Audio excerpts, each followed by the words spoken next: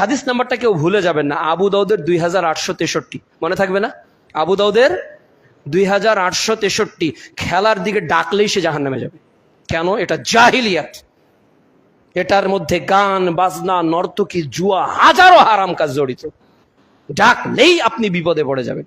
একজন ব্যক্তি আল্লাহ রসুলকে বলল, ইয়া রাসূলুল্লাহ ওয়া ইন সামা ওয়া সাল্লা, আল্লাহ রসুল যদি লোকটা সালাত আদায় করে, এরপরে বলে যে আসো খেলা দেখি, লোকটা সিয়াম পালন করে আর আবার সিয়ামও রেখেছে, এরপরও বলছে যে আসো আর্জেন্টিনার 2 মিনিট খেলা দেখি। একজন সাহাবী, ও কলা রজুল ইয়া রাসূলুল্লাহ ওয়া ইন সামা ওয়া সাল্লা, যদি আহ্বানকারী নামাজি হয়, আহ্বানকারী যদি রোজাদার হয়, এর পরিণতি কি?